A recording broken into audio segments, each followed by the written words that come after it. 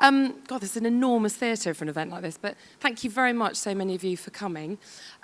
This started off actually with a conversation that I had with Heather Kroll, where we were thinking, what could we do in the sort of craft of documentary that we felt hadn't been done before? And as commissioning editor for documentaries at the BBC, I've spent the last few years in a lot of cutting rooms. And one of the things it struck me was there seemed to be sort of, just because of the types of films we make, and I think sometimes because of the rig and the ways that documentaries have changed, there's less attention paid to interviewing.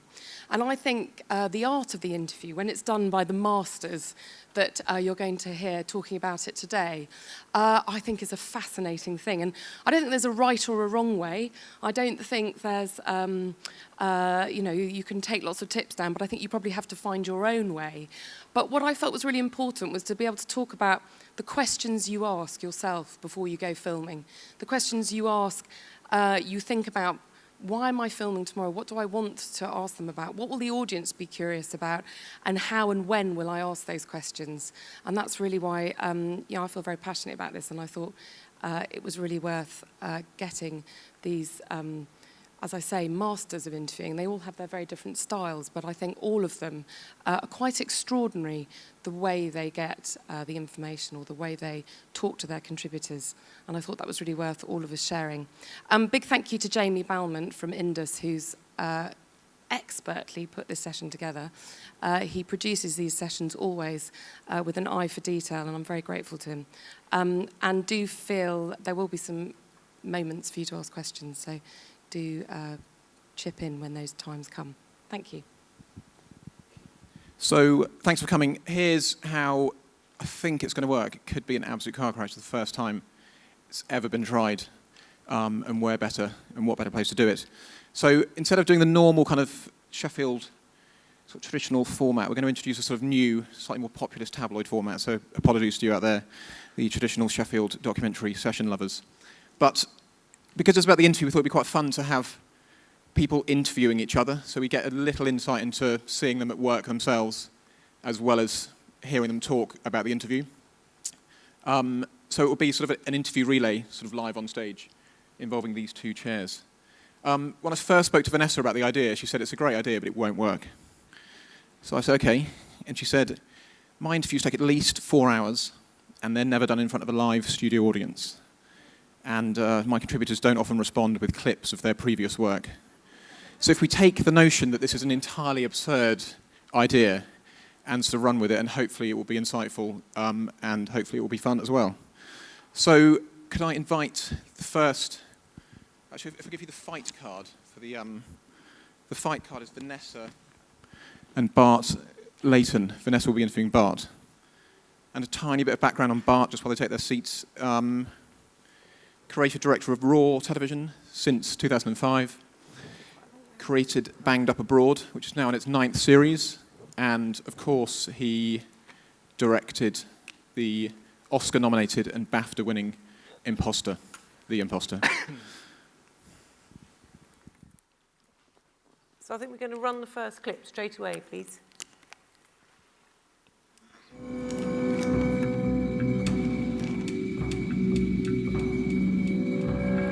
I did everything I could to give myself a chance.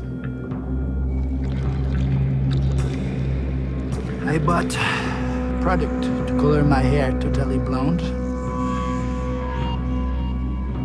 The gentleman and a lady approached me because I wasn't sure where to go. And we went straight into a car and started driving.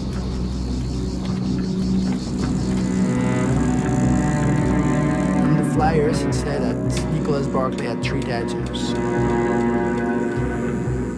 There was a girl inside the shelter that did smoke tattoos. Just like that, she was no pro, she was just a kid.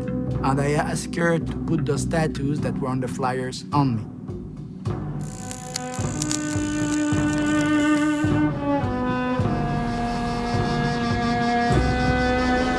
I was quiet. And that's when the lady started talking to me. She kept my mind busy with explaining the countryside to me the whole way down there on the drive.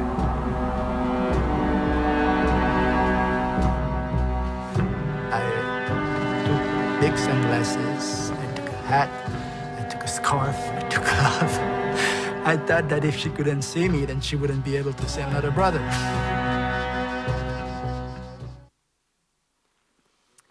So what I wanted to ask you about this part is, what characterises that film? Is a story that happened quite a long time previously to the moment where these people are actually speaking, and they seem to be reliving it almost in the present tense, moment by moment. So it's an obvious question, but how do you get them to relive it in that way? And are you constantly breaking the story down and getting them to kind of inhabit the moment? How do you get them to do that? Yeah, I think I had, with this story, you know, I had a fairly good idea of the kind of beginning, middle, and end, but obviously not the details. And I think, you know, I really wanted to approach it chronologically, and there were going to be some very difficult questions in there at some point, and those difficult questions didn't necessarily apply to the very end of the thing, and so you have to think quite carefully about where those are going to go. But I wanted to sort of start at the beginning, and of course, you know, these are long interviews. I mean, with the sister, it was probably, you know, 5 or 6 hours in her Had you met home. her before? Yeah, I'd met her before, and again, I'm quite careful not to get into the retelling of the story just because, you know, inevitably something's going to happen and you're going to wish you were filming and you weren't, and then you're going to ask it again and it's never going to be quite as good. So sorry to keep interrupting. Yeah. So you're asking the questions sort of for the first time. So you've got a rough sense of what the story is, but you're getting into it really for the first time. So it's new to you. And I will have written down, you know, I will know broadly what happened. So in this case, I knew, you know, how she had found out about the discovery of her supposed brother being found thousands of miles away. I knew that, you know, that she was the person charged with going to recover him. So I knew that, you know, the beats of that story, and of course what I didn't know was what existed in her memory of that and how visceral it would be. And again, you know, I think there is a real time investment. There's a commitment that you have to make to really breaking down, because I think, you know, the first answer people will give you is likely to be the kind of, you know, a sort of conversational answer where they don't necessarily know that you're looking for a level of detail which they may have in there and they may not even be aware they have in there. And often, you know, there were moments, particularly with Kerry, the sister, where she would be like, oh, I haven't thought about this, and, you know, I didn't even know that was in there, sort of thing. So then what, you then stop it and you break it down? Yeah, so if there's a question which, you know, if there's, you know, so if she says, I got there and I went straight into the car and they took me and I'll go, oh, hang on, okay, so what time of day was it that you arrived? And can you remember what the weather was like? Can you remember the smell? You know, and also because obviously there are these dramatic elements in the film, and the drama was not supposed to be reconstruction in the sense that this is what must have happened. The dramatized elements were supposed to be kind of evocative of a very subjective kind of storytelling. You know, it was the memory, or as, you know, if I tell you a story, you're going to have a fairly visual experience of, you know, if I tell it well, you have a little movie that plays in your head, and it was that I was trying to get at.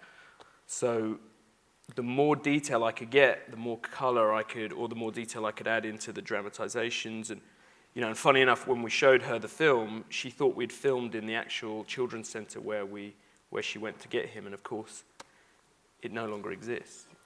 So how do you, because I know I've fallen into this trap before, how are you constantly policing the kind of the use of your interviewees' tenses? And are you constantly trying to stop them from speaking with the benefit of hindsight?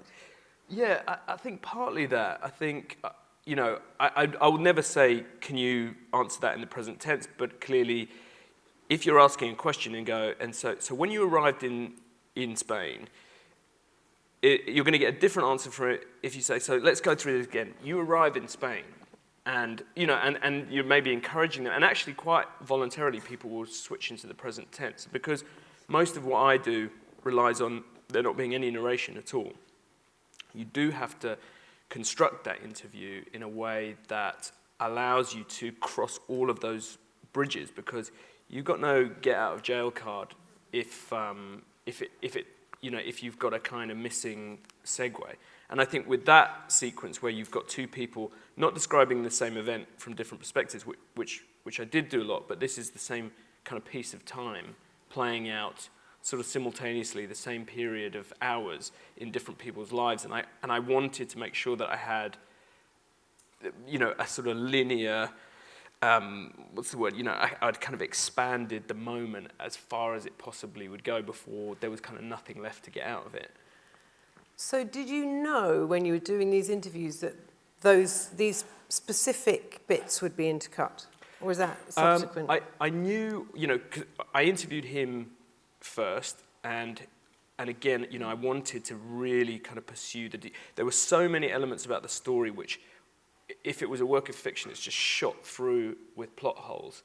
And so I really wanted to interrogate that, because it felt like the audience were going to have so many moments where they're just not going to believe it. And I felt like the more detail I could get, the more I would have, the more ammunition I would have to sort of support that this really did happen. And then when he told about this process of kind of disguising himself, for example, I knew that at the moment that was happening, she was physically making her way closer towards him. And I felt like, the editing and the rhythm of the editing was going to, right from the beginning of the film, we're on a collision course. We meet the family and we meet him, and we don't know how they're going to coincide, but they are. And this is the moment where they're coming closer and closer together. So I felt, yes, if I were able to get it from the sister, I would be intercutting those things. And so you kind of need to sort of approach it with that in mind, I think. And sorry, quite nuts and bolts questions, but see, as you say, there's no narration and you exclude your questions. And what is striking to me about that is that some of the people in the film are very articulate and probably would be able to cope with with understanding the notion that you're going to exclude your questions. And some of the people are people who maybe would struggle more with having to incorporate that idea. How did you get them to answer in a way where you can then exclude your questions? That is a really good question. I'm not sure I buy into that idea that some people are kind of more articulate. I mean, obviously there are, and this family didn't have a kind of, I suppose, an emotional vocabulary. They're not, not like us who, constantly talking about our feelings and and all that, and they didn't have that. But I think it's always quite astonishing how I made a film with a couple of lads from near here, who when I met them, I knew that the story was jaw-dropping, but when I met them, they were completely monosyllabic. And after 3 hours of someone actually taking interest in them and really wanting to hear what they had to say, they came out with some really kind of poetic and unexpected things. So I think there is that thing of just spending time, and when you don't have, and when you're kind of editing as you go and you don't hear the thing that's going to allow you to include it as a piece of clean sync, then you do go back and you just say... So you might go back and say, can you say, when I got to the airport, at the front of that?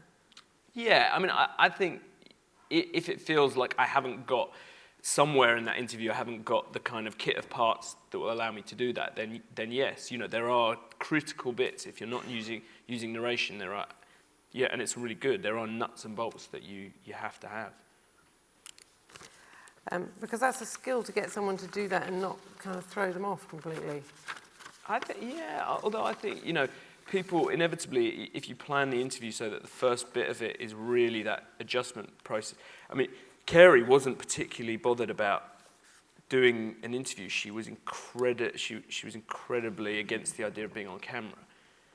That was the bit she was worried about, not about, what she was going to say. And so we spent probably the first half an hour kind of talking about things that I knew weren't really going to be useful in the telling of the story, but were going to be useful in terms of her adjustment to the setting. And I think there's something about the formality of an interview like that. It was very important that it happened in their environment. Didn't take them into a studio. With him it was slightly different, but where people can sort of shine in a way that they never expect to, because they've never had that experience. They've never had anyone as interested. And where was he? So he was actually in a studio in London, and he's actually the only person that looks down the lens, and there was a very conscious decision to do that. And I think, I was saying to you earlier, I think that that whole Interrotron thing is really overused at the moment, because I'm not sure people are really thinking about why they want this person to make a connection with the camera or the audience rather than remain in the position of interviewee. I think there's a difference. I think if you take someone out of being an interviewee and you make them the kind of direct storyteller, you're inviting a different relationship with the audience. And with this, when I first met him, knowing everything I knew about what he'd done and how despicable he was, when I left him, in his version of the story, he's the victim. And I definitely bought into that. I left him, I put him back on the train. This is before the interview. I put him back on the train to go back to Paris. And I thought, yeah, I kind of sympathize with your position. You had your childhood stolen from you, and maybe in some way you were justified in stealing one back. And then, as I was walking away, I thought, wow, I've just been sold, hook, line, and sinker. I've just been conned, basically. And then I thought, that's the way to tell this film. Put the audience on the receiving end of the con man. You're going to understand how this extraordinary sequence of events happened in a very different. It's going to be an experiential way of understanding this, because I'm encouraging you as an audience and me as a filmmaker to kind of be taken in by him. That's got to cue up the next clip. Can we have the next one, please?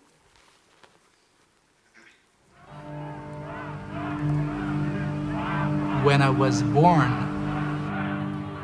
I don't think there was much love.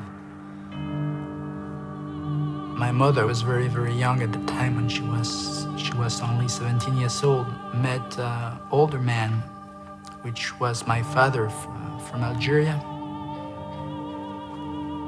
My grandfather was a very racist person, and knowing that the man that my mother spent the night with is an Algerian, wanted absolutely my mother to have an abortion, to get rid of me even before I was born. For him, an Arab should be dealt with a nuclear weapon, and a black man is a monkey. Before I was born, I definitely had the wrong identity.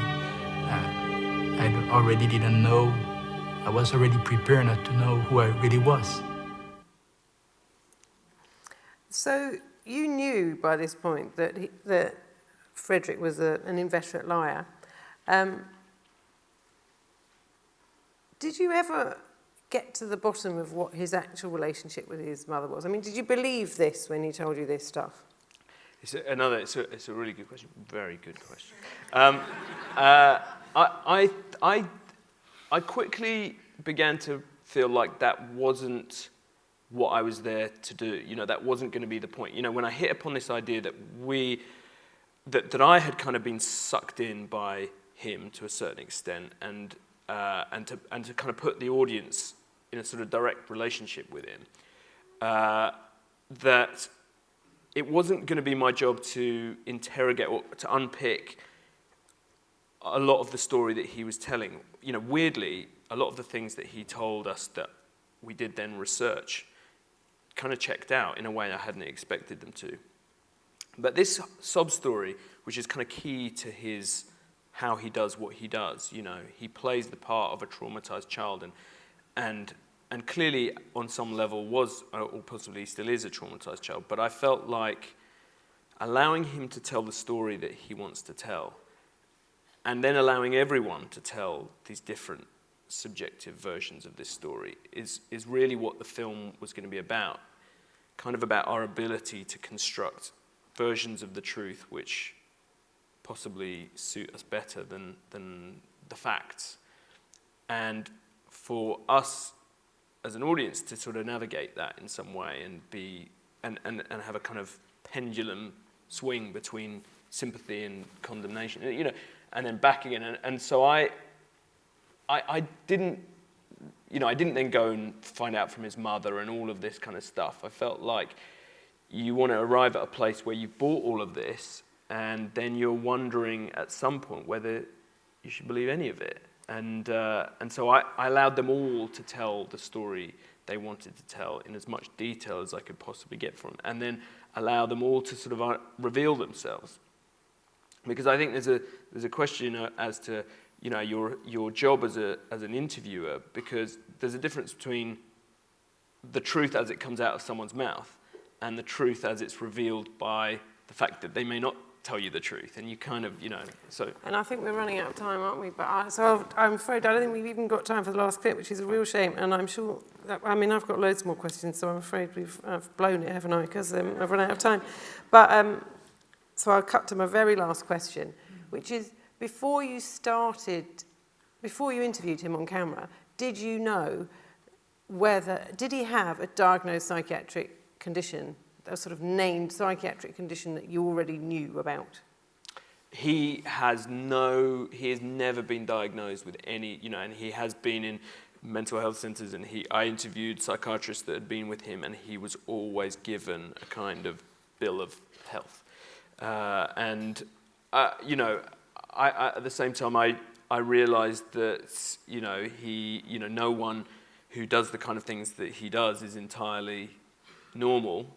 But part of the psychology and this, you know, the pathology, or whatever you want to call it, you know, that it felt like, you know, there's two ways of making a film. Like, you make a judgment at the beginning that this guy is sick, despicable, beyond reproach, and then you make a kind of thesis film which is going to illustrate that, and then you include all the bits which reinforce that position. And I wanted to do the opposite of that, really. I wanted to give the audience a similar experience in watching the film to the one that I had in making it, which was wild extremes kind of thing.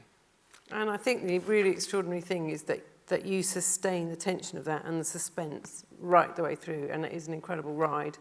And you haven't got time to discuss that, so sorry. Thanks.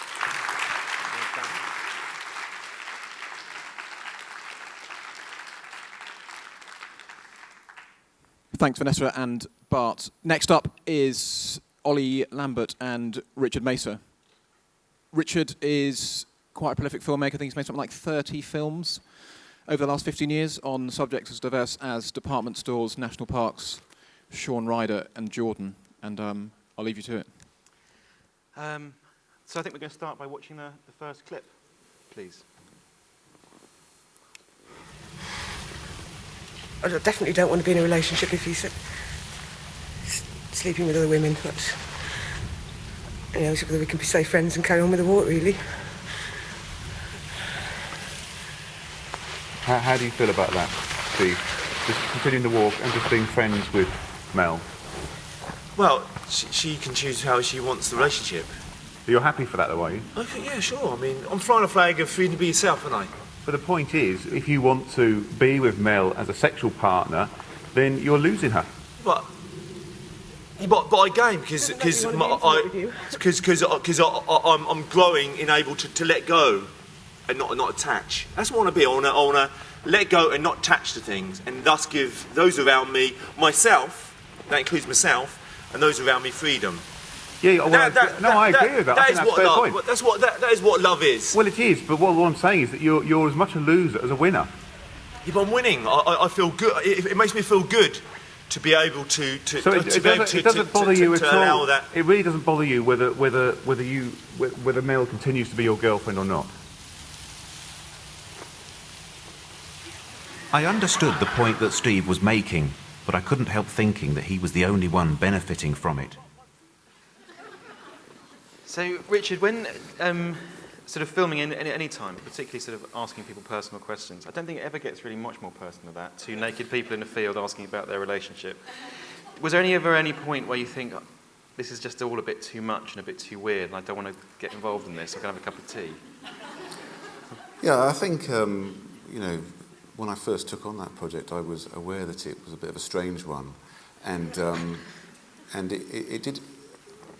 In this particular film, it did take me quite a long time to sort of acclimatise to the sort of weirdness of being in that particular setup of walking around the country with two people who are naked. It's kind of funny, actually, because in a way, when you're sort of walking around with them, initially I was aware that people were sort of aware of me filming them, and I think that a lot of people thought that I was in cahoots with them, like I was filming it for them, and that made me really sort of a bit paranoid. In fact, I got attacked on the cliff tops in Cornwall at one point by a woman who thought just that. She tried to nick the camera off me and chase me around, and it was really quite scary.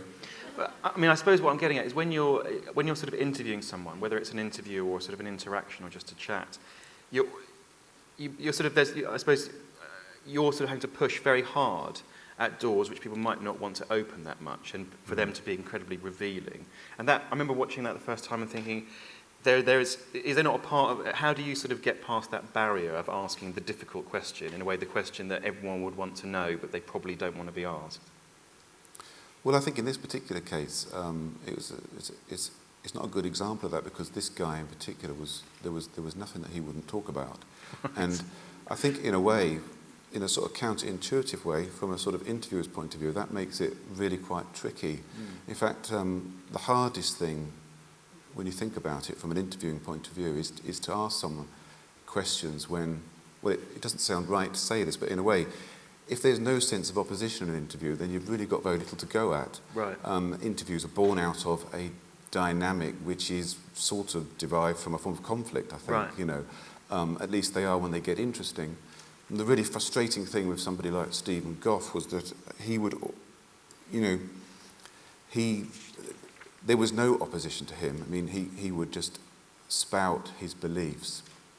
And it felt for me, as an interviewer, that I could never really get any traction on him, because he was, you know, it's like talking to a sort of a nutcase where, you know, they just keep repeating the same thing, and you feel like, in some ways, you can't make any headway. And the reason why I chose that clip was, in a sense, I think that what you get sometimes when you interview people who have very entrenched beliefs, and there is no negotiation to be had with them, you reach a point in the documentary process where you have to be, it's almost as if the question's more important than the answer, right.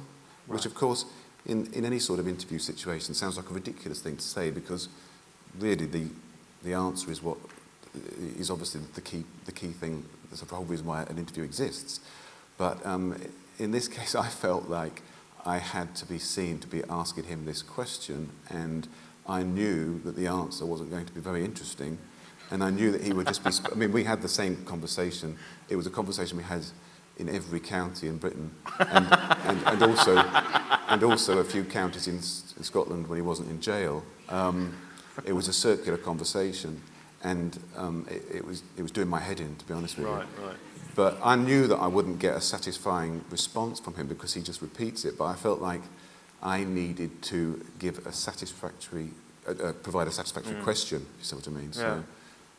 It's kind of challenging him, really. Yeah, but it's interesting you say there's the interviews, or I suppose in any ways of a film, that there needs to be some sense of conflict or pushing, and yet, in your films you're incredibly friendly with people.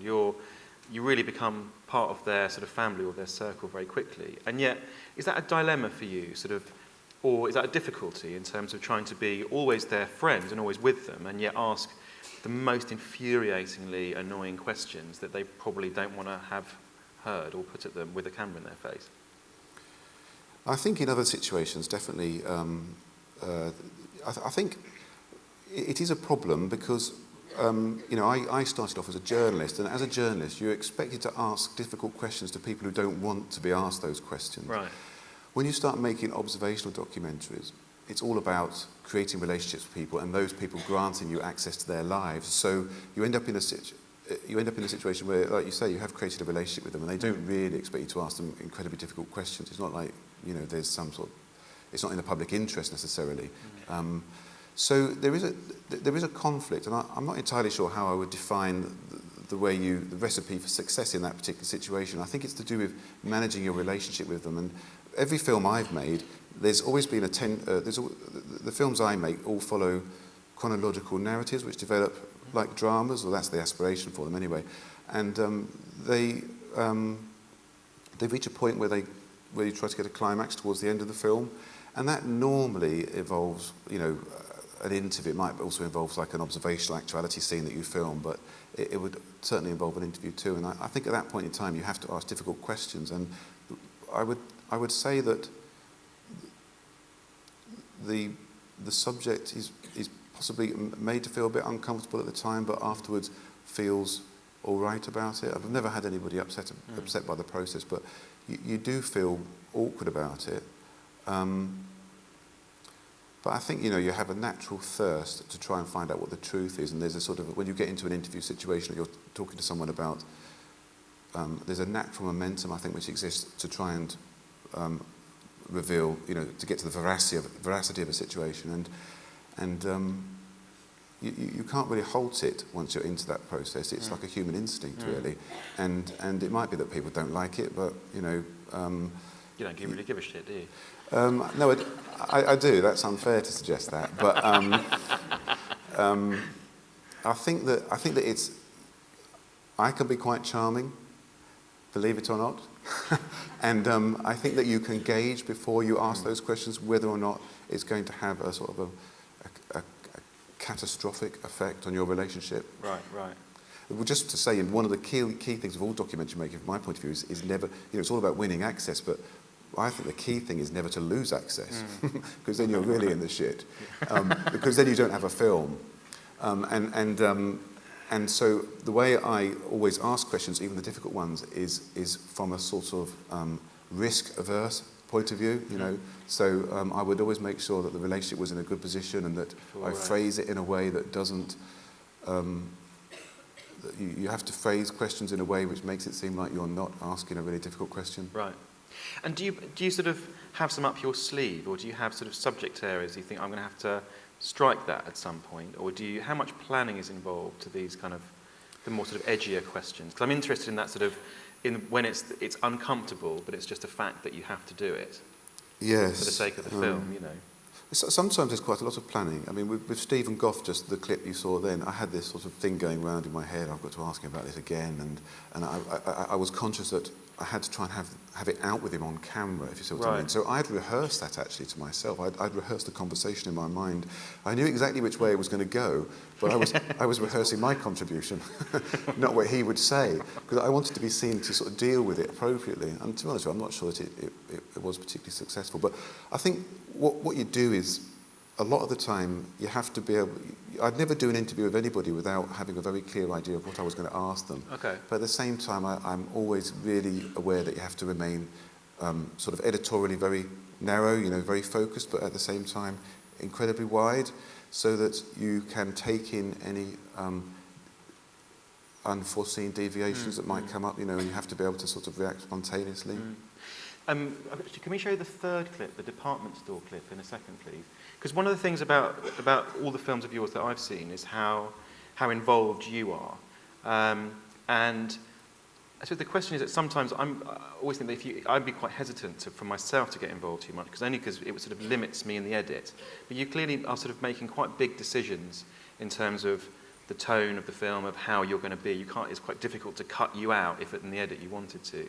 So can I have a quick look at this clip from, it's called The Department Store? Yeah.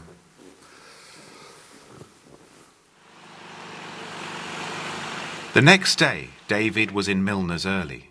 He'd been thinking about the previous night's meeting and was particularly hurt by what Linda had said.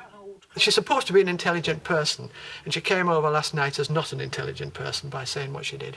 What did she say? Well, you remember, it's all on your tape. No, but what I mean is, what specific things? That I couldn't organise things, and I was incapable of running a business. Well, she made comment to that respect somewhere along the line. And what makes you think that's not an intelligent thing to say? Well, because she can't run it herself, and if she can't run it herself, you don't criticise somebody else.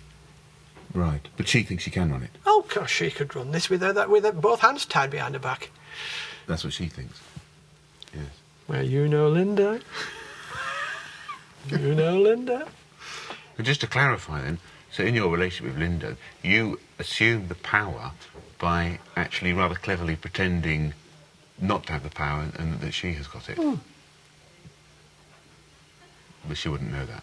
Oh, she probably. I think she's cute enough to realise that she knows that I'm doing this, but she can't really do much about it, can she? It's a little cat and mouse game. I quite enjoy it at times, and you know. It's very psychological, isn't it? It is. Oh yes, I'm really enjoying it actually at the moment. Actually, that was why I wanted the BBC to come, because I thought I can play you all along at this, and I can see if I can do the similar thing with you. But I think you're a little bit more intelligent than she is, because you can see through me, and I can sort of see that you're a very similar person to myself. Am I? I think you'd be a little bit devious as well. And you think you're devious? Well, no, I'm not devious, but I think you might be. I think you'd slip off and not tell your wife and do certain things that she wouldn't know about. You have that look about you. Pardon? You have that, the eyes. By looking at your eyes, there's something in your eyes that tell me that you might have a couple of women about somewhere. You think that's with me? Yeah, yes, Richard. You don't. You're young enough to do it. I'm old now. I never got around because I've never had the opportunity. I've been living in Lambert all my life. But just think of the opportunities in Manchester and Leeds with all these brothels and all this. I mean, with the internet now and all this stuff, you're probably. Yeah, but that's quite scathing of me to say that. Is it? You don't mind, though, do you?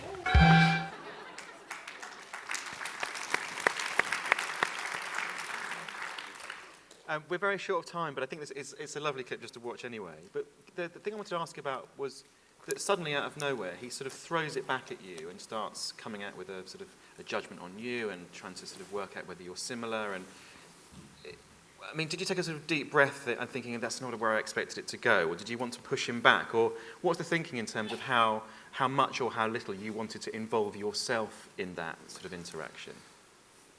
Well, obviously, it's not going out live.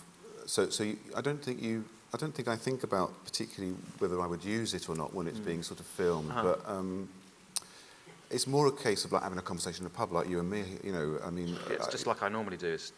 I just went with the flow of it. Really, I mean, I wasn't thinking, oh, would I use this afterwards? Right. I mean, I think that there was a really interesting dynamic with him at that particular point in time because he played a lot of mind games with people and that, and I think he was doing that with me a bit there, and I kind of enjoyed that, to be honest with you, but I wasn't, and I only think in the back of my mind was I thinking, well, this is possibly something that I would use. I think I was just thinking, that's a bloody funny conversation to be having, and it doesn't bother me that he was, you know, making all these accusations or anything. I mean, I suppose you talk about me placing myself within the films a lot. What I would say is that I think, you know, even if you don't place yourself in films a lot, you have to sort of give a lot of yourself to the process, and that is like, you know, just in relationship building and things like that. But, you know, if you place yourself in a film too, as I did there, you can sometimes become like a foil for that particular character, and I think that's an illustration of that really, where I think that there's a sort of he was saying, trying to. It was like rolling back from him. From he was using me as I can't even explain it. It was like rolling back against me, and I think that was quite revealing of him in a way. You know. Well, I've got loads more questions, but I'm afraid we haven't got time. Thank you, Richard Mesa. Thank you very much.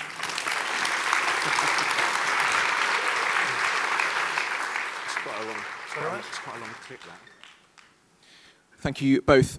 So next, Olly is going to have to return to the stage, and Bart Layton is going to try and build a relationship before asking some difficult questions of Olly.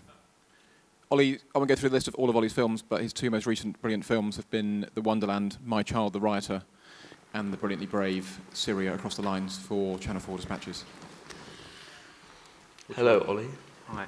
How are you feeling? Right, yeah, good.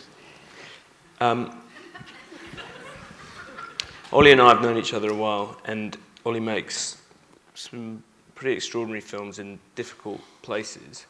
And I thought before we have a look at your first clip, it'd be interesting to ask you why you're drawn to the people that you end up interviewing in the subject areas you end up filming. I don't know, I think it's an impossible question really, because it's like, what people do you like meeting? I suppose interesting people, you know, it's usually people bubble to the surface or they present themselves, and I tend to find recently that generally I'm very interested in sort of ordinary people, but in extraordinary situations. I'm quite interested in that, nothing that's sort of extreme and weird. And actually, what I'm usually looking for is the ordinariness or similarity to myself, or a sort of universality to someone.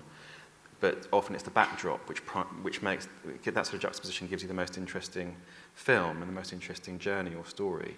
There's nothing worse. I sort of shy away from. I don't really enjoy films where it's about sort of weirdos or oddities.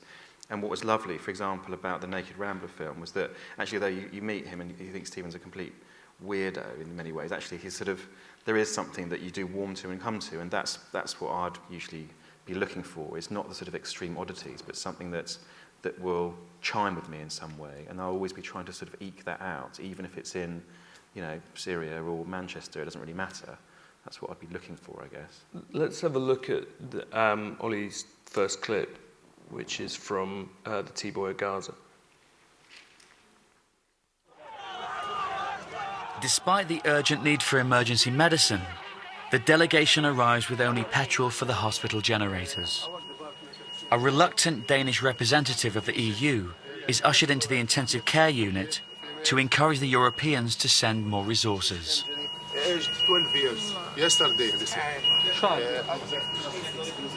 I'm very sorry. We face lack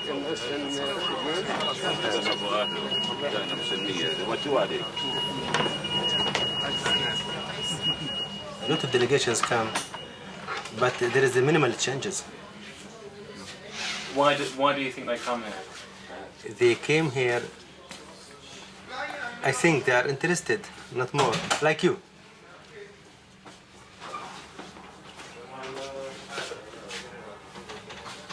Does it never make any difference? I don't think there will be a difference between you and them. The same. What will you do for Sheffield?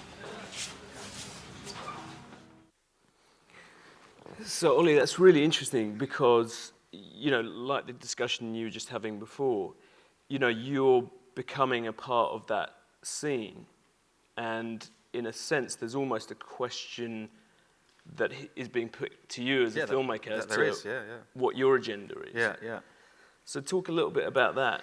But I mean, see, that's why I asked that question of Richard. Is sometimes I have put myself in films, but not always, and only sort of really with a reason. Because it has to be. I've got to be there to do something that the film itself cannot provide, and that might be. Like a film I did years ago was about a sex addict, and actually you wanted to have someone who's relatively ordinary, which myself with this guy, because he was just too weird. And with the T-Boy of Gaza, with all of that film, I didn't really want to be a presence in that, and I'm not really a presence in the film, apart from that interview. And we actually at one point thought about ending it on that, because actually when you look at it in the rushes, it actually doesn't just throw the question back to me, but it throws it back to the viewer. It's almost saying, yeah, you might care about everything that you're seeing, but what difference is this going to make? And that was a profound sort of message of the film, really. But I remember when that happened and Jimmer sort of turned it back on me, my first reaction was, oh shit, he's talking to me. I was, oh, aren't I supposed to not be here? But actually, he had that little twinkle in his eye. And so there's all those moments where you've got to come off the whatever script you have or whatever idea you have about what you wanted to get. You've got to have the confidence, in a way, to say, what he's saying to me and the reversal of this interview is a far more interesting thing than I'd expected to get. Really, all I wanted him to say was, these bloody delegations, they don't do anything and nothing's going to work. And actually, he did something that was so that I could never have imagined or scripted him doing. And often, I mean, I've lost really good moments where someone's done that and thought, oh, that's not what I wanted them to do, or that wasn't what I expected. And only later thought, I should have just run with that.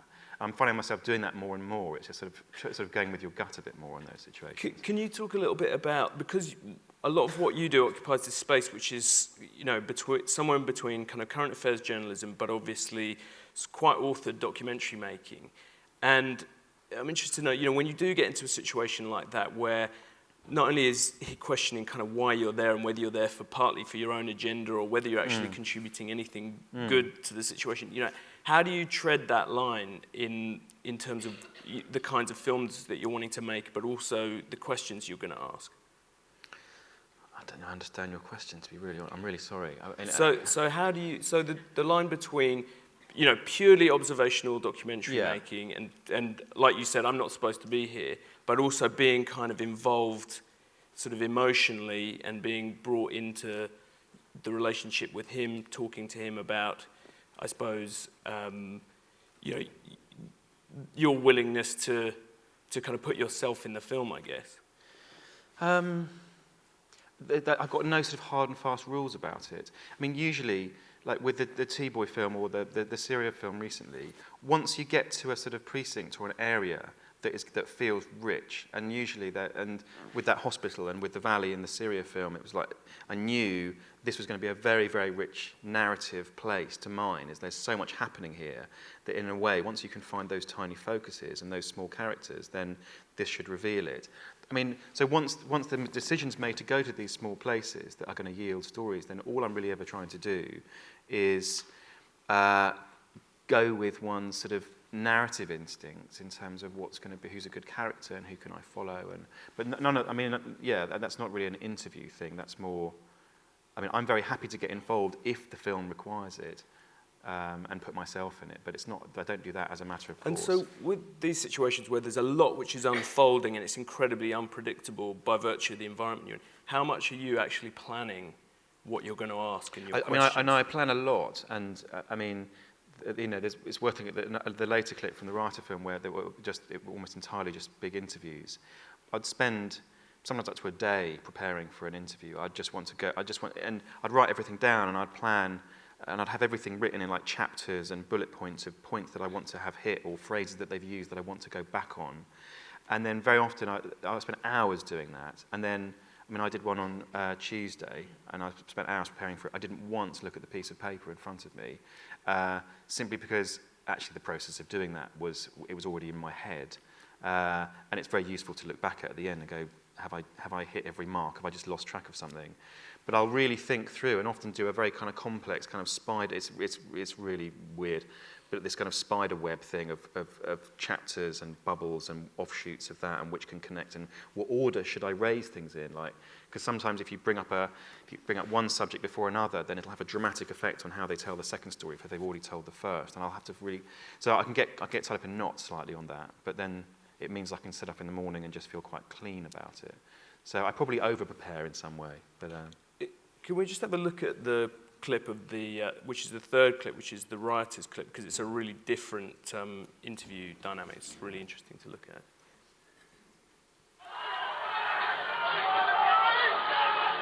I felt pretty untouchable after a while because I thought, yeah, they can't do anything. I am going to get away with this. I can do what I want. I can start pushing the boundaries a bit further.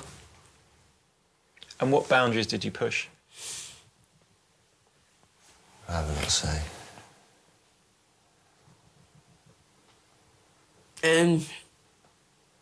Yeah, I'd rather not say.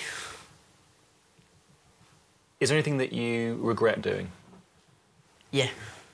What? I wish I'd done more. I wish I'd made even more out of the opportunity. Can you be specific? No. Liam, was there a part of you that was cross with him for going down? No. No, we'd have gone ourselves if we were young enough. Don't get cross with Ryan. No, he's a good lad. He's on the right agenda. He's not out to cause trouble. He wants to try and make a difference. How would you have felt if Ryan hadn't taken part in the riots? I would have thought what's up with him. I thought, you're 18, you're angry, you're being charged £20,000 getting educated. You need to be angry, lad. But what's going to be achieved politically by nicking some trainers? Well, it's a redistribution of wealth in a way, isn't it? Oh, come on, Ryan. Well, when I seen that night, I didn't see a crowd of yobs attacking random shops. I seen the disenfranchised members of the working classes attacking, the shops and the government institutions. Isn't that just your interpretation of burglary? Yeah, but robbing trainers isn't political. The reasons for robbing trainers are political. It's so clever, that. I They're think such stars, those guys. It's so brilliant, and what you've done there is construct something really clever. You know, the conceit of having so you've created a kind of observable family dynamic that you could wait an awfully long time to try and actually get in terms of actuality. But within what is quite a formal interview setup. Did you know that was going to play out like that? It was the whole exercise of doing that film was really interesting because I'd never done anything like that was totally interview based. And I started out being a sort of self-shooter, you know, spending months sitting on the end of people's beds and sort of asking them about their rabbits, and then finally asking how they felt about. And actually, and to create some kind of intimacy, and it does work. But with this, and it was it was sort of by chance. We did the first interview. We turned up to film, it was Fabiano and his dad, and we literally were taking the doors off their hinges in that flat with a massive light there, another light there, reflectors, massive camera, a sound recordist, an AP, a runner, me. It was like the circus has arrived, and sat them down. And it yielded one of the most intimate conversations that father and son have ever had. And that messed with my head, because I thought, hang on, what have I been doing for the last few years? And actually the theatre of it, the drama of it was extraordinary. No question was off limits, and they had to answer everything, and they knew it. And there was a sort of testimony layer to it. So people, in a strange way, were far more honest. They felt compelled to be honest. And that was absolutely liberating.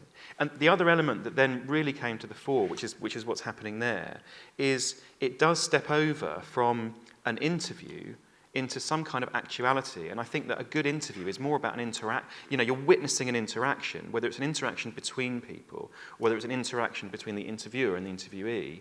And that interaction can become fascinating. Like with Ryan and his parents, there's something going on in that room. It's not about what Ryan is telling me about what he did. You as a viewer start to try and interpret and listen. You become like a little detective trying to work out who thinks what and who agrees with who, and does he really think that, and is he angry? Oh no, he's not angry.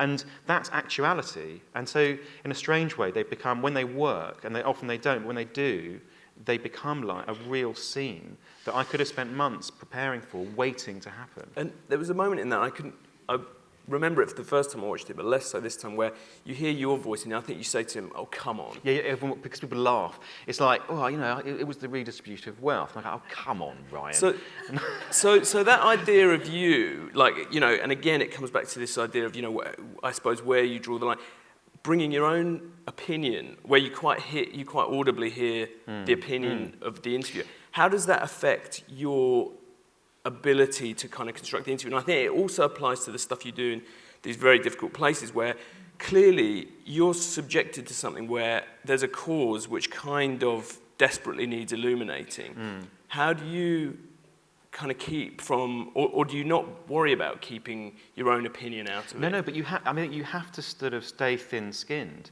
Part of the Syria thing was very sort of traumatic in a way, but when it was upsetting, I felt relieved. At least I feel I'm engaging with this. It's not just footage. This is a real thing, and I had to kind of, almost have my antenna out for my own instincts about what I think is important, what's moving, what's sad. You can't become this sort of robot, which is a different thing from actually checking and challenging Ryan when he comes out with such a ludicrous statement.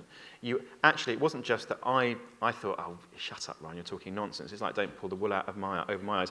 I wanted to be I was sort of advocate for the audience in that I had to try and be sitting there and not forget I'm in the room with them, think, what does this look like? And someone coming out with something that needs to be challenged. It was just like Richard said, that the questions are often more important. My question of like, isn't that just your interpretation of burglary? It doesn't really matter how he answers that. I mean, his answer was interesting, but it was far more important that question was asked of him. And that gives the viewer and an audience a sort of a confidence in the person who's asking questions on their behalf. We actually think makes them trust the film more. That it's not a soapbox. There is someone there who's checking it. And that's a kind of reminder to the audience that, look, I'm with you on this. I'm not with them. My allegiance is to you as a viewer. It's not just letting them say their stuff. And I think that's important in order for people to trust the film that they're watching. Totally. Have we got time for Olly's last clip? In which case, I'll just ask, because the last clip features Olly interviewing someone who doesn't speak English, and you clearly didn't speak that language. And I'm just interested, because I've never done an interview with someone via an interpreter, and I'm kind of interested to know a bit about the actual practicality of how that works. Yeah. I mean, I've done a lot of films where main contributors usually speak Arabic, and I speak Arabic, and they don't speak English. So, and the way that I usually do it is, firstly, to brief if I have a translator who I'll be working very closely with, it's not just a sort of drop-in. And I will have spent at least a few days with that person, just dropping in. This is what the film is. This is what I'm interested in. So they really have it. Like they haven't got to remember it. They know what it is. But are you getting the immediate translation back? In the actual first, so there's preparation before that interview takes place. That the interviewer in the Syria case, Abd, he knew exactly what I wanted, and the main point that I gave him was I would give him bullet points of questions, and when they'd answered, I would always just give me the headlines, and they'd say he feels cross about this, and you'd know pretty soon on if you feel you've got it. But the key thing was I'd always say to the translator, but push them on this point.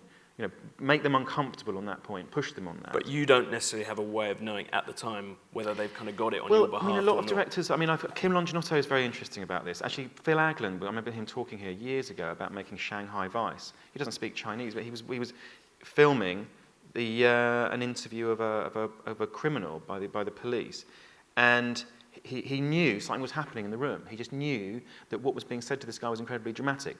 The scene is just dramatic. Actually, you don't need to understand a foreign language to understand when something's dramatic.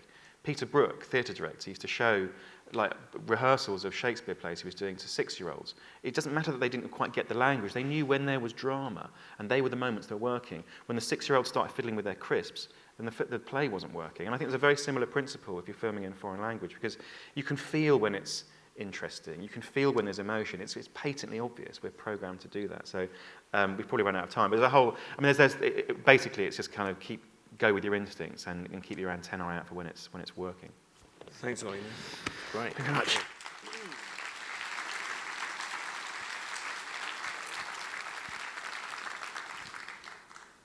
Final pairing is Vanessa Engle and Richard Mesa. Vanessa, as you all probably know, has made a brilliant series for the BBC. Series Jews, Lefties, Women and Money, and I think last year made a Wonderland called Walking with Dogs, which we should show a clip from soon. Can we start with The Prisoner?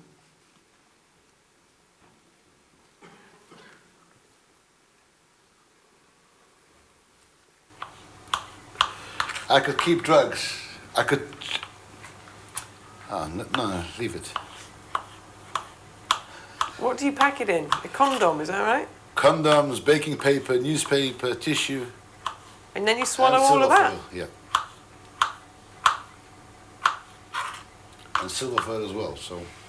Man, that must be hard to swallow. Oh, it's a capsule as big as your finger. I could swallow a pickle without chewing it. Go on then. I'll show you in a second, just for the fun of it. And how many of those would you swallow? Depends, 90, 100. You're kidding. Why not? By the way, what are you making, Samuel? I'm making a potato salad now.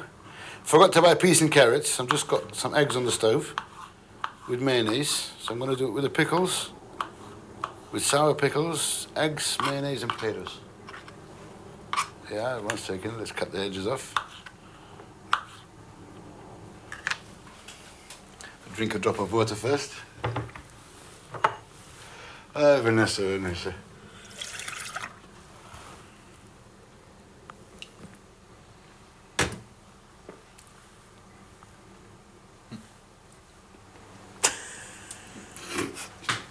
Don't make me laugh. It'll go then. Don't make me laugh.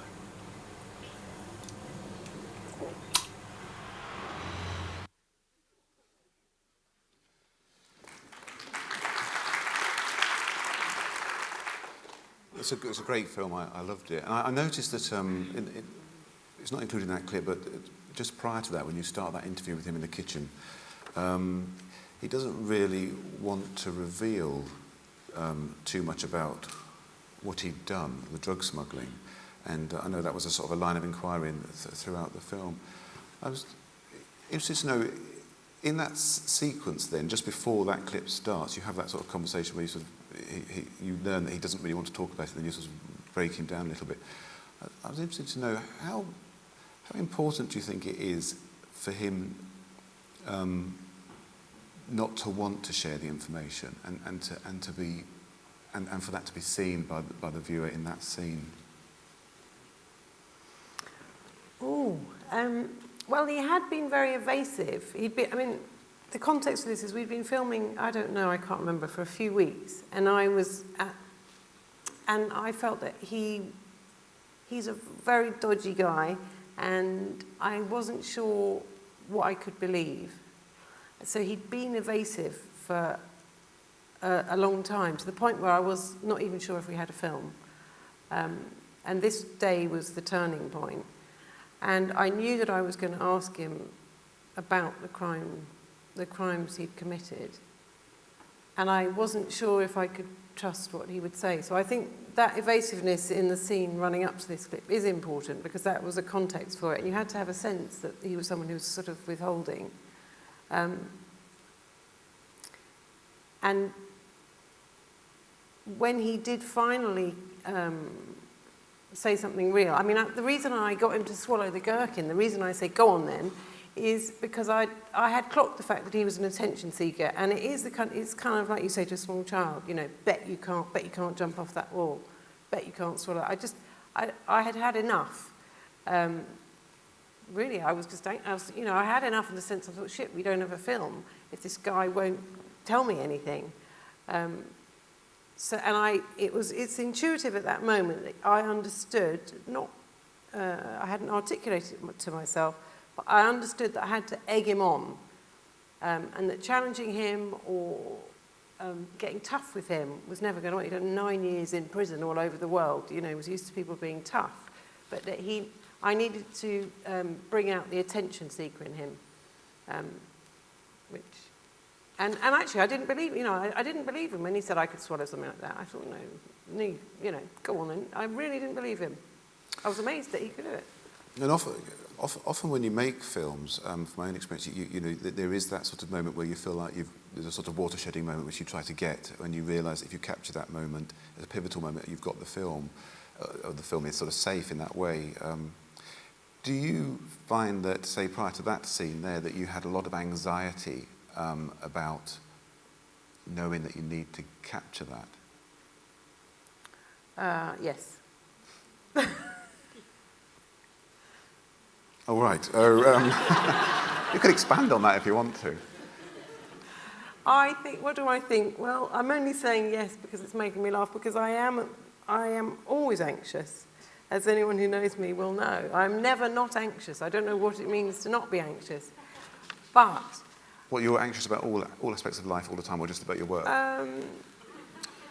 Well, I used to be anxious about everything all the time. Now I'm primarily anxious about about my films. You know, there is, for as long as I'm making a film, there is an attendant anxiety that lasts for as long as the filmmaking process lasts. And it's not uncontrollable. You know, I can talk about other things. I can, cook the supper. But I fundamentally have come to understand about myself, and also about a lot of other creative people who I know, that anxiety drives my creativity. And although my anxiety levels are much less than when I was a lot younger, I cannot imagine that adrenaline and that anxiety and that sense of fear drives my process. And I think that if I was totally chilled about it, I can't really see, I work very hard, I prepare very hard, I think very hard. I think you have to really give it your utmost all the time and never stop thinking about it. You need to reflect on what you're doing, and you need to reflect on the ideas, and you need to reflect on the content, you need to reflect on the relationships. So I am a hard worker, and I think that anxiety drives that and drives my creativity, and without it, I can't really imagine being a creative person. And so, in that situation, you're feeling quite tense. seems to me that it makes sense that it's almost like there's a mirroring going on between the director and the subject. Sometimes if you're asking them tense questions, it's natural that, you're asking them tense questions, they feel tense about that. It's natural that it's a pivotal point in the filming process, and you would be feeling tense too. Although I'm not sure that I would hope, I mean, I'm not so anxious that I would imagine that my interviewees necessarily detect anxiety. You know, I think I'm also very solid, so they feel they're in a safe pair of hands, and that's certainly, if there's anyone in the room who knows what they're doing, it's me.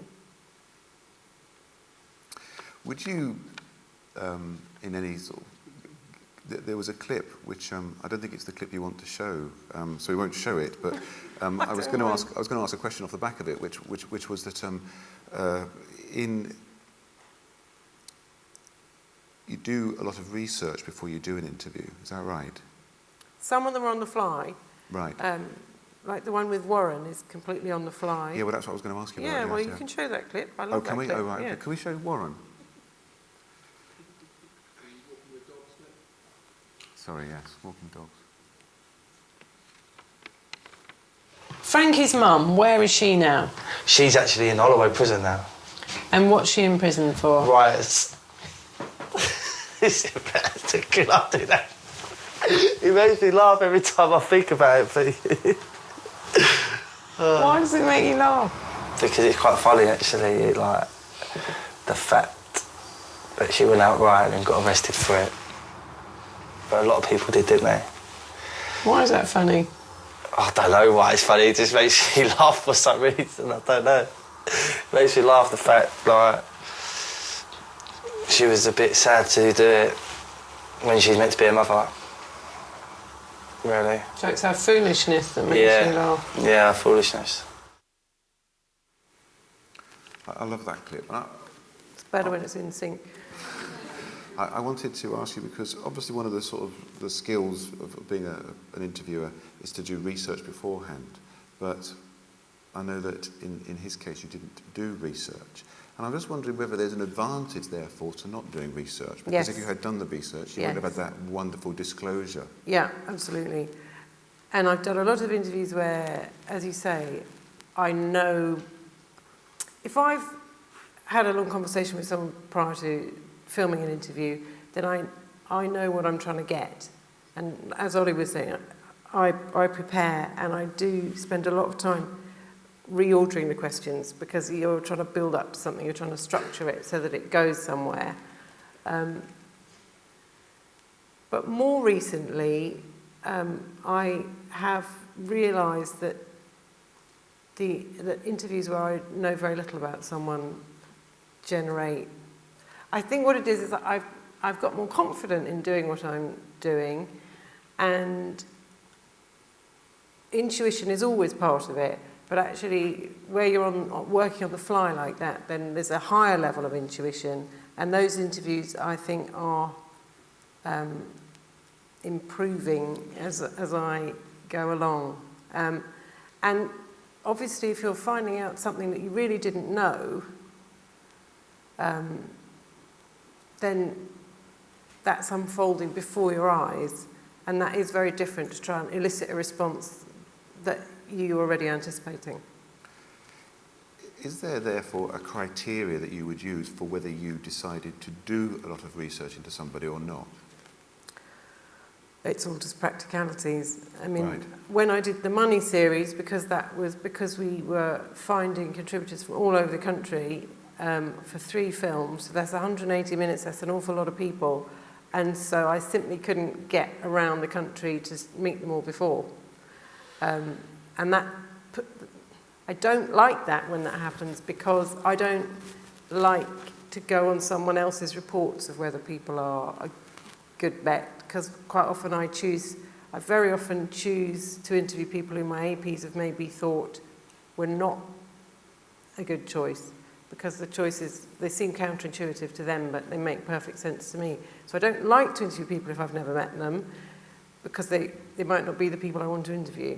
But having said that, on that series, that was the first time where I was just forced into interviewing a whole raft of people I hadn't met before, and that's where I learned that there was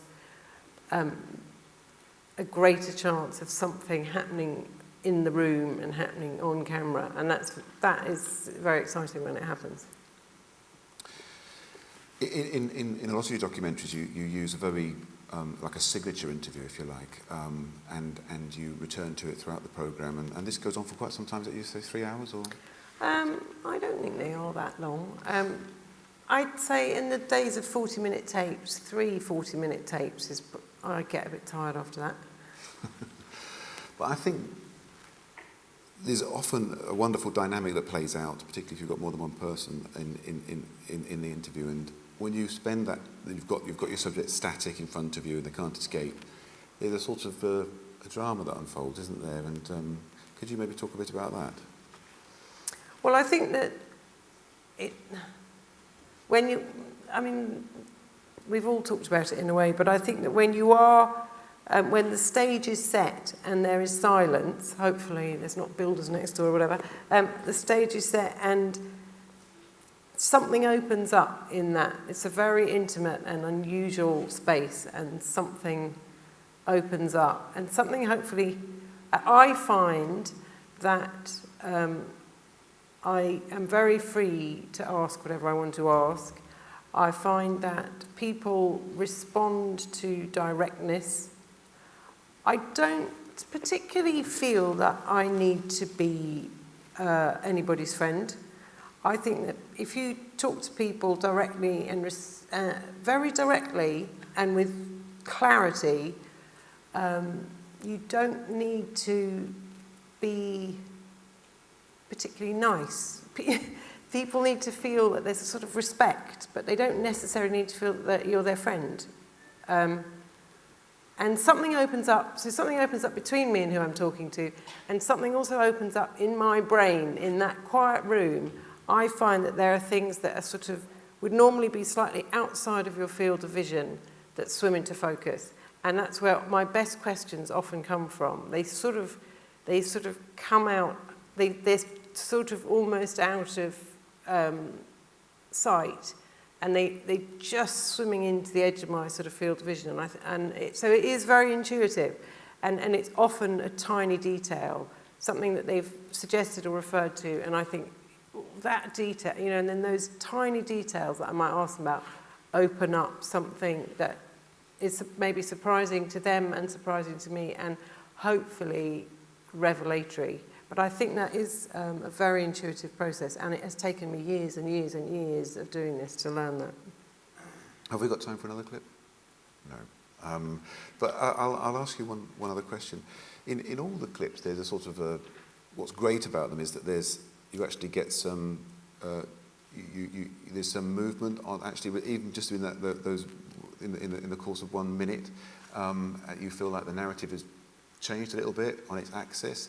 And often, as a result of that, the person you're speaking to feels a bit uncomfortable.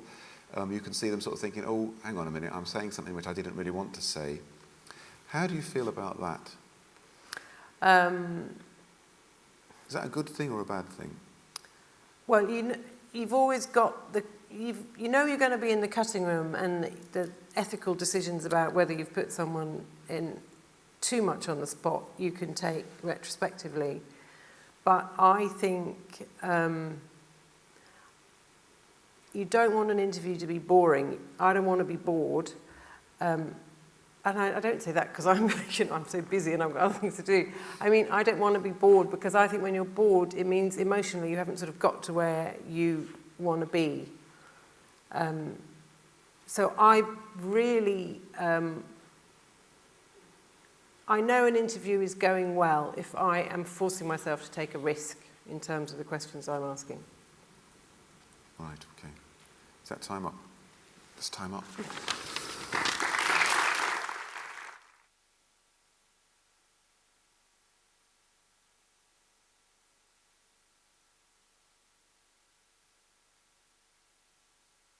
Think about 10 minutes for any questions, and there are a couple of, if you can, boring housework, but if you can wait for the roving mics, it would help.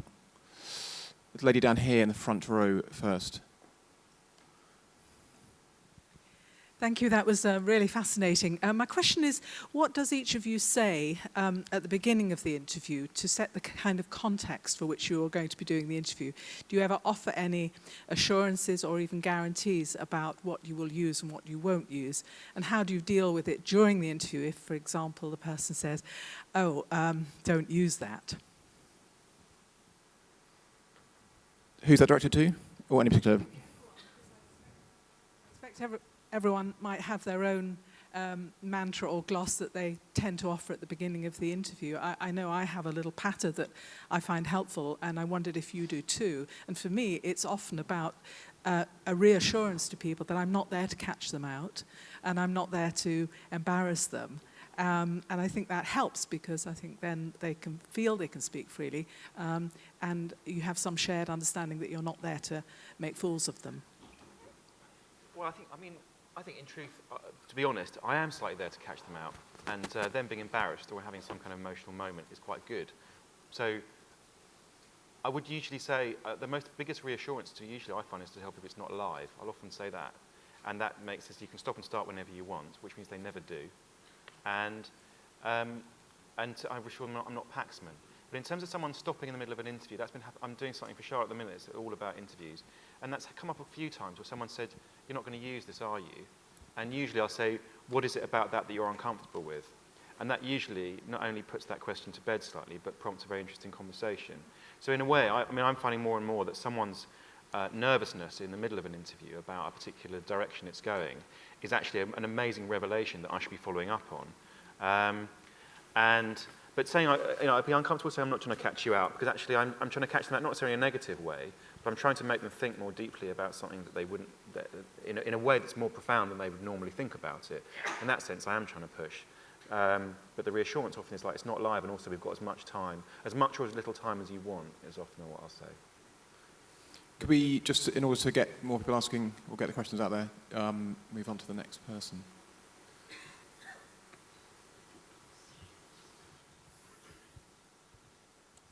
Hi. This is a question obviously about interviews, but also contributors more generally. Do you worry about your contributors after the cameras have gone? And I worry about this quite a lot working in Vauxhall, and specifically, as an example, I don't know if anyone watched My Phone Sex Secrets. It was amazing last year. But one of the contributors was a maths teacher, and I did think, you're never going to work again after this. Does that concern you when you're working? Vanessa, do you want to go? Yeah, I was going to ask this because I had a very interesting experience. It was a clip actually that we didn't have time to show in my Money series between a couple who had a row on camera, and the woman kind of bullied her husband on camera. And I think social media is really relevant here, because I hadn't understood how much impact that could have. It was the first series I had where really everyone was tweeting and on Facebook. And so before, we could sort of talk to our contributors and reassure them after we'd left, and in the run-up to transmission and after transmission. And now the fallout for them can be so instant that you're sort of not there to look after them. And that was my first experience of that. And it really took me aback, and it did make me very worried. Luckily, Natalie, who was the subject of a huge amount of abuse, and then on the Steve Wright show the next day, they were all abusing her, and then The Guardian, people were abusing her. And I was making sure that she wasn't getting, that the BBC website was filtering all this abuse that was coming in, but I couldn't control The Guardian, I couldn't control all these other outlets. And it was really alarming. She was very feisty, and she rang into the Steve Wright show and told everyone to get lost. And actually, just very quickly, there was an amazing end. That was the time I felt most concerned and most responsible, because I knew when I included it that it was quite provocative. Subsequently, somebody who shall remain anonymous called me and said, because this woman had been receiving total vitriol and was really hated by the audience for her behaviour, someone strangely from the television industry rang me up and said, I really identify with that woman who was bullying her husband and being a bit of a brute on the TV, and I think she's unfulfilled in her life, and I would like to pay £30,000 to send her to university and transform her existence. And so, thankfully for me, this had this most incredible outcome. And because it's all over the internet, so sometimes now, when I was doing the film on Hampstead Heath, and there was a guy who was a cocaine dealer and he was, I don't know if I want to be in the film, and it was all very complicated, what if it has a bad outcome? And I was able to say, well, it's only ever once come close to having a bad outcome, and it completely transformed this woman's life for the better. So I cling to that anecdote. But I do think that it's a very interesting question, and I think with social media, it is much, much more problematic than it ever was before. Brilliant, thank you. Next question. I just wondered if you all feel like you've always been an interviewer. Is it something that's innate in you, or is it something that you've had to learn as a skill to go with your documentary making? Richard, do you want to go with that? I'll just answer that very quickly. I think, obviously just speaking for myself, I've always been really interested in other people and have a natural sort of curiosity. I wouldn't describe myself as like a gossip or anything, but I think that, I've never been one for small talk. I just, when I used to go to parties and things like that, I was useless at small talk, and I just used to end up talking to people about, the really deep things in their lives. And that's something that I think has really helped me in my profession, because I have a real, once you're talking to someone in an interview situation, I think I talked a bit about it with Olly, but there's a sort of a vitality or a momentum that takes place in a conversation, whether it's being filmed or not, and you sort of enter into that, and it sort of galvanizes you, I suppose. It sets your curiosity off, and that's something that I feel is part of my makeup. Brilliant. It's got one more question, so it needs to be really good. It's a lot of pressure. This could be Vanessa or Richard. When you're planning an interview, you have a choice of a sit-down interview or interviewing someone when they're actually in action. For a chef, for example, they can sit them down, or you can watch them actually making an omelette and talk to them while they're actually doing it. Do you have any preference for that, or would you find you prefer one or the other? Are there advantages in that case? I mean, I do interview people on the fly, and Richard does that obviously much more than I do. I find that if I really want to get to the heart of the matter, then to be in a controlled environment, which is really, it's not so much about sitting them down. I mean, I have often tried, because you want your films to be dynamic. So I often say, I'm often in the kitchen. I often say, we'll say to somebody, okay, you carry on making a banana bread while I talk to you. And they chop a banana, and the questions get interesting, and they stop. So I'm quite jealous of these other filmmakers who manage to do this talking and actuality thing, because if you talk to someone in an intense way, chances are they will stop what they're doing, which is why I end up sitting them down and having a proper conversation, because that sort of frozen banana bread making isn't really easy to cut around. Brilliant. I think we're out of time. Thank you everyone for coming. And thank you to all our panellists.